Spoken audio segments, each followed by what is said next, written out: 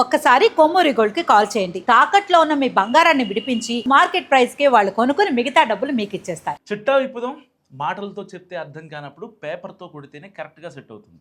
అందుకే వివరాలన్నీ బయట పెట్టేద్దామని భావిస్తున్నారట తెలంగాణ ప్రభుత్వ పెద్దలు.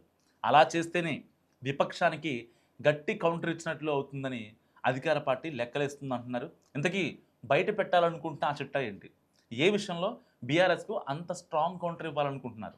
ముఖ్యమంత్రి రేవంత్ రెడ్డి సోదరులకు భూ కేటాయింపులు అంటూ వస్తున్న ఆరోపణలు పొలిటికల్ ప్రకంపనలు రేపుతున్నాయి.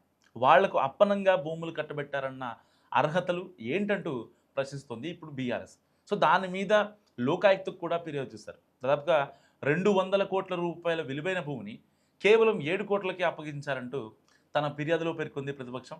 సో ఈ అంశం కేంద్రంగా రాజకీయ ఆరోపణలు ఫిర్యాదుల పర్వాన్ని ఎంచుకుంది బీఆర్ఎస్. సో ఈ విషయంలో ఇంకా ముందుకే వెళ్లే ప్రయత్నంలో విపక్షం ఉండగా అధికార పార్టీ ప్రతి వ్యూహాన్ని సిద్ధం చేస్తున్నట్టు తెలుస్తోంది. భూ కేటాయింపుల్లో రేవంత్ సర్కార్ అత్యంత జాగ్రత్తగా వ్యవహరిస్తుందని చెప్తున్నారు కాంగ్రెస్ లీడర్స్. అదే సమయంలో బీఆర్ఎస్ అధికారంలో ఉన్న 10 ఏళ్లలో జరిపిన భూ కేటాయింపులు, ఎంపిక చేసిన ధరల వివరాలతో సహా అన్నింటినీ బయట పెట్టాలని యోచిస్తోంది ప్రభుత్వం. సో అప్పుడున్న ధరలు, నాడు ఎవరెవరికి ఎంత చవకగా ఎన్ని ఎకరాలు కట్టబెట్టిందంటూ పూర్తి వివరాలు బయటపెట్టాలనుకుంటున్నారు. సో సీఎం సోదరుల విషయంలో బీఆర్ఎస్ ఆరోపణలకు ఇటు మంత్రి శ్రీధర్ బాబు ఇప్పటికే ఫుల్ క్లారిటీ ఇచ్చేస్తారు.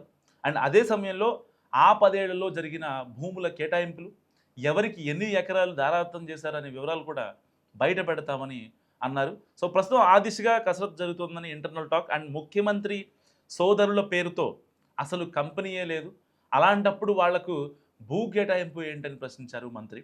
అయినా భూముల ధరలు కమిటీ నిర్ణయిస్తున్నాను అన్నారు ఆయన. పైగా ఇప్పుడు బీఆర్ఎస్ ఆరోపిస్తున్న ఏరియాలో నాటి ధర ఎకరాకు 90 లక్షలు అయితే ఇప్పుడు తమ ప్రభుత్వం 1,50,00,000కు పెంచినట్లు స్పష్టం చేశారు. అండ్ ఈ క్రమంలో అప్పట్లో తక్కువ ధరలు భూములు ఎవరెవరికి ఇచ్చారు, అందులో నాటి ప్రభుత్వ పెద్దల సన్నిహితులు ఎవరు, ఎన్ని ఎకరాలు ఎంతకు అప్పగించారనే పూర్తి లెక్కలు తీయాలని ప్రభుత్వం భావిస్తోంది. ఇప్పుడు అత్యంత ట్రాన్స్పరెంట్గా ధరలు పెంచి భూములు కేటాయిస్తుంటే బీఆర్ఎస్ మాత్రం ఉత్తుత్తి ఆరోపణలతో పరిశ్రమలు రాకుండా అడ్డుకునే పనిలో ఉన్నట్టు భావిస్తోందట అధికార పక్షం. గతంలో హిల్ట్ పాలసీపై కూడా ఇలాంటి ఆరోపణలు చేస్తుంది ప్రతిపక్షం. సో ఏదో ఒక రకంగా ప్రభుత్వాన్ని ఇరకాటంలోకి నెట్టి రాజకీయం చేయాలని ఆ పార్టీ చూస్తుంది కాబట్టి వాళ్లకు వాళ్ళ స్టైల్లోనే కౌంటర్ ఇవ్వాలని కాంగ్రెస్ అనుకుంటోంది. అందులో భాగంగానే నాడు జరిగిన కేటాయింపుల వివరాలు బయటపెట్టి తక్కువ ధరకు భూములు ఇచ్చిన వాళ్ళతో లాలుచి పడినట్టేనా అంటూ ప్రశ్నించాలని అనుకుంటోంది కాంగ్రెస్. సో ముళ్ళును ముళ్ళుతోనే తీయాలన్న భావనతో ఆ 10 ఏళ్ల భూ కేటాయింపులు, భూములు పొందిన కంపెనీల చిట్టా మొత్తం బయట పెట్టాలని అనుకుంటున్నారట. సో దీంతో ఆ లిస్ట్ ఎప్పుడు బయట పెడతారు, అందులో ఎవరెవరి కంపెనీలు ఉన్నాయి అంటూ రాజకీయ వర్గాల్లో కొత్త చర్చ మొదలైంది.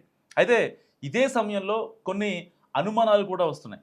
లెక్కలు తేల్చుతామని ఇప్పుడు గొప్పగా చెప్తున్నారు, కానీ రేపు తీరా ఆ టైం వచ్చినప్పుడు కంపెనీలకు ఇబ్బంది, పెట్టుబడులకు ప్రమాదం అంటూ వివరాలు ఇవ్వకుండా దాటవేసిన ఆశ్చర్యపోవాల్సిన అవసరం లేదని చెప్పుకుంటున్నాయి రాజకీయ వర్గాలు.